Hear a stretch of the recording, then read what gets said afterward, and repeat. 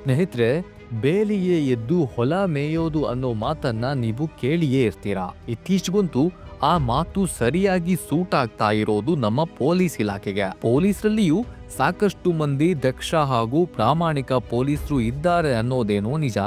ಆದ್ರೆ ಅಲ್ಲಿಯೇ ಕೆಲವರು ಕಾಕಿ ತೊಟ್ಟ ಕದೀಮರು ಇದ್ದಾರೆ. ಹಣ ಅಂದ್ರೆ ಸಾಕು, ಹೆಣ ಕೂಡ ಬಾಯ್ಬಿಡುತ್ತೆ ಅನ್ನೋ ಹಾಗೆ ಲಂಚಕ್ಕೆ ಕೈ ಒಡ್ಡಿ ತಮ್ಮನ್ನ ತಾವೇ ಮಾರಿಕೊಳ್ತಿರೋ ಕೆಲ ಪೊಲೀಸರಿಂದ ಇಡೀ ಇಲಾಖೆಗೆ ಕಪ್ಪು ಚುಕ್ಕೆ ಬಂದಿದೆ. ಇದೀಗ ಪೊಲೀಸ್ ಇಲಾಖೆಯಲ್ಲಿ ನಡೀತಾ ಇರೋ ಈ ಲಂಚಾವತಾರಕ್ಕೆ ಬ್ರೇಕ್ ಹಾಕೋ ನಿಟ್ಟಿನಲ್ಲಿ ಗೃಹ ಸಚಿವರು ಖಡಕ್ ಆಗಿ ಒಂದು ವಾರ್ನಿಂಗ್ ಅನ್ನ ಕೊಟ್ಟಿದ್ದಾರೆ.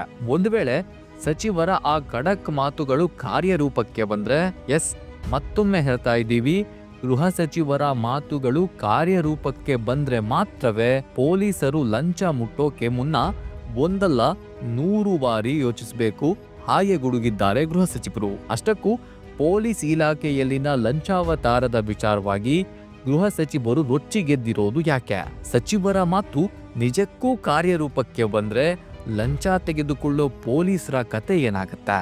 ಈ ಎಲ್ಲದರ ಬಗ್ಗೆ ಈ ವಿಡಿಯೋದಲ್ಲಿ ಡೀಟೇಲ್ ಆಗಿ ತೋರಿಸ್ತೀವಿ.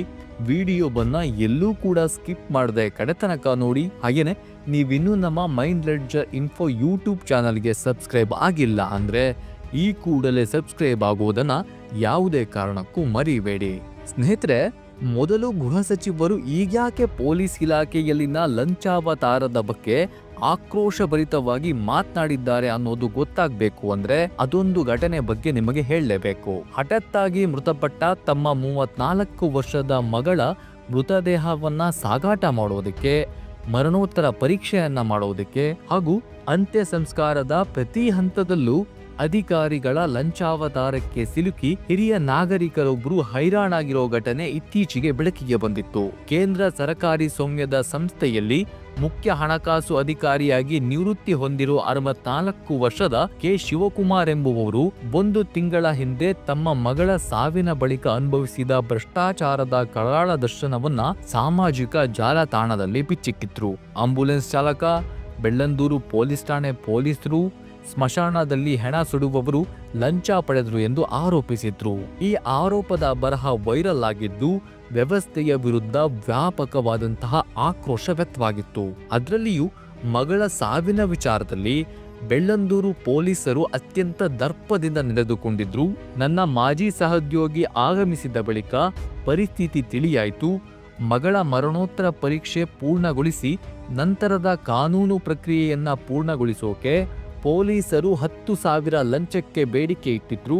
ಅಂತಿಮವಾಗಿ 5,000 ರೂಪಾಯಿಯನ್ನ ಪಡೆದರು ಎಂದು ಶಿವಕುಮಾರ್ ಅವರು ಆರೋಪಿಸಿದ್ರು. ಇದೀಗ ಈ ಘಟನೆ ಬೆನ್ನಲ್ಲೇ ಪೊಲೀಸ್ ಇಲಾಖೆಯಲ್ಲಿ ಸೇವೆಯಲ್ಲಿರೋ ಅಧಿಕಾರಿಗಳು ಮತ್ತು ಸಿಬ್ಬಂದಿಗಳು ಲಂಚ ಪಡೆದಿರೋದು ಸಾಬೀತಾದ್ರೆ ಸೇವೆಯಿಂದಲೇ ಅವರನ್ನ ವಜಾಗೊಳಿಸಲಾಗತ್ತೆ ಅಂತ ಗೃಹ ಸಚಿವ ಪರಮೇಶ್ವರ್ ಅವರು ಖಡಕ್ ಆಗಿ ಎಚ್ಚರಿಸಿದ್ದಾರೆ. ಭ್ರಷ್ಟಾಚಾರವನ್ನ ತಮ್ಮ ಸರ್ಕಾರ ಸಹಿಸೋದಿಲ್ಲ. ಬೆಂಗಳೂರಿನ ಕೆ ಶಿವಕುಮಾರ್ ಎಂಬುವವರು ತಮ್ಮ ಮಗಳ ಸಾವಿನ ಬಳಿಕ ಮರಣೋತ್ತರ ಪರೀಕ್ಷೆ ಸೇರಿದಂತೆ ವಿವಿಧ ಕೆಲಸಗಳಿಗೆ ಯಾವ ರೀತಿ ಲಂಚ ವಸೂಲಿ ಮಾಡಲಾಯಿತು ಅನ್ನೋದನ್ನ ಸಾಮಾಜಿಕ ಜಾಲತಾಣದಲ್ಲಿ ಸುದೀರ್ಘವಾಗಿ ಬರೆದುಕೊಂಡಿದ್ದಾರೆ. ಇದಕ್ಕೆ ಸಂಬಂಧಪಟ್ಟಂತೆ ಬೆಳ್ಳಂದೂರು ಪೊಲೀಸ್ ಠಾಣೆಯ ಸಬ್ ಇನ್ಸ್ಪೆಕ್ಟರ್ ಮತ್ತು ಕಾನ್ಸ್ಟೇಬಲ್ ಅವರನ್ನ ಅಮಾನತುಗೊಳಿಸಲಾಗಿದೆ. ಪೊಲೀಸ್ ಇಲಾಖೆ ಮಾತ್ರವಲ್ಲದೆ ಸರ್ಕಾರದ ಯಾವುದೇ ಇಲಾಖೆಯಲ್ಲಾದ್ರೂ ಅಧಿಕಾರಿಗಳು ಮತ್ತು ಸಿಬ್ಬಂದಿಗಳು ಲಂಚ ಪಡೆದಿದ್ರೆ ಅದನ್ನ ಸಹಿಸೋಕೆ ಆಗೋದಿಲ್ಲ, ಅವರ ವಿರುದ್ಧ ಕಠಿಣ ಕ್ರಮವನ್ನ ತೆಗೆದುಕೊಳ್ತೇವೆ ಅಂತ ಹೇಳಿ ಗೃಹ ಸಚಿವರು ಎಚ್ಚರಿಸಿದ್ದಾರೆ. ಅದರಲ್ಲೂ ಪ್ರಮುಖವಾಗಿ ಪೊಲೀಸ್ ಇಲಾಖೆಯಲ್ಲಿ ಲಂಚ ಪಡೆದಿದ್ದಾರೆ ಅನ್ನೋ ಆರೋಪಗಳು ಕೇಳಿ ಬಂದ್ರೆ ಅದು 5 ರೂಪಾಯಿ ಆಗಿರ್ಲಿ, 500 ರೂಪಾಯಿ ಆಗಿರ್ಲಿ, 50,000 ಆಗಿರ್ಲಿ, ಇನ್ಮುಂದೆ ಮೀಡಿಯಾದಲ್ಲಿ ಆಪಾದನೆ ಬಂದ್ರೆ ಕೂಡಲೇ ನಿಷ್ಪಕ್ಷಪಾತ ತನಿಖೆಯನ್ನ ನಡೆಸಿ ತಕ್ಷಣವೇ ಅಮಾನತಿನಂತಹ ಕ್ರಮವನ್ನ ಕೈಗೊಂಡು ಇಲಾಖೆ ವಿಚಾರಣೆ ನಡೆಸಲಾಗುತ್ತೆ. ಡಿಇ ತನಿಖೆಯಲ್ಲಿ ಲಂಚ ಪಡೆದಿರೋದು ಸಾಬೀತಾದ್ರೆ ಸೇವೆಯಿಂದಲೇ ವಜಾಗೊಳಿಸಲಾಗತ್ತೆ ಅಂತ ಹೇಳಿ ಖಡಕ್ ಎಚ್ಚರಿಕೆಯನ್ನ ಕೊಟ್ಟಿದ್ದಾರೆ ಡಾಕ್ಟರ್ ಜಿ ಪರಮೇಶ್ವರ್. ಹಾಗೇನೆ ಇಂತಹ ಪ್ರಕರಣಗಳು ನಮಗಾಗಲಿ ಅಥವಾ ಹಿರಿಯ ಅಧಿಕಾರಿಗಳ ಗಮನಕ್ಕೆ ಬಂದ್ರೆ ತಕ್ಷಣವೇ ನಿರ್ದಾಕ್ಷಿಣ್ಯವಾಗಿ ಕ್ರಮ ತೆಗೆದುಕೊಳ್ಳಬೇಕೆಂದು ಪೊಲೀಸ್ ಸಮಾವೇಶ ಹಾಗೂ ಇತರ ಸಭೆಗಳಲ್ಲಿ ಸೂಚನೆಯನ್ನ ನೀಡಿದ್ದೇವೆ. ಮುಖ್ಯಮಂತ್ರಿಗಳು ಕೂಡ ಸ್ಪಷ್ಟ ಆದೇಶವನ್ನ ನೀಡಿದ್ದಾರೆ. ಭ್ರಷ್ಟಾಚಾರವನ್ನ ಯಾವುದೇ ಹಂತದಲ್ಲೂ ತಾವು ಬೆಂಬಲಿಸುವುದಿಲ್ಲ ಎಂದು ಗುಡುಗಿದ್ದಾರೆ. ಸ್ನೇಹಿತರೆ, ನಾವು ಆರಂಭದಲ್ಲಿಯೇ ಹೇಳಿದ್ವಿ, ಗೃಹ ಸಚಿವ ಡಾಕ್ಟರ್ ಜಿ ಪರಮೇಶ್ವರ್ ಅವರು ಕಠಿಣ ಕ್ರಮದ ಮಾತುಗಳನ್ನ ಆಡ್ತಿದ್ದಾರೆ. ಇವರು ಹೇಳ್ತಿರೋ ಹಾಗೆ ಲಂಚ ತೆಗೆದುಕೊಳ್ಳೋ ಪೊಲೀಸರ ವಿರುದ್ಧ ನಿರ್ದಾಕ್ಷಿಣ್ಯ ಕ್ರಮ ತೆಗೆದುಕೊಂಡು ಅವರನ್ನ ಕೆಲಸದಿಂದ ವಜಾ ಮಾಡಿದ್ದೇ ಆದಲ್ಲಿ ಪೊಲೀಸ್ ಇಲಾಖೆ ಇನ್ನಷ್ಟು ಕ್ಲೀನ್ ಆಗತ್ತೆ. ಲಂಚಕ್ಕೆ ಕೈ ಒಡ್ಡೋ ಪೊಲೀಸರಿಗೂ ಕಡಿವಾಣ ಹಾಕ್ತಾಗೆ ಆಗತ್ತೆ.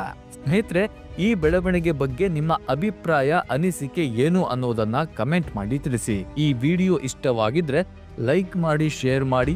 ಹಾಗೇನೆ ಈ ರೀತಿಯ ಇನ್ನಷ್ಟು ಇಂಟ್ರೆಸ್ಟಿಂಗ್ ಕಂಟೆಂಟ್ಗಳಿಗಾಗಿ ನಮ್ಮ ಮೈಂಡ್ ಲೆಡ್ಜರ್ ಇನ್ಫೋ ಯೂಟ್ಯೂಬ್ ಚಾನಲ್ಗೆ ಸಬ್ಸ್ಕ್ರೈಬ್ ಆಗೋದನ್ನ ಯಾವುದೇ ಕಾರಣಕ್ಕೂ ಮರಿಬೇಡಿ. ನಮಸ್ಕಾರ.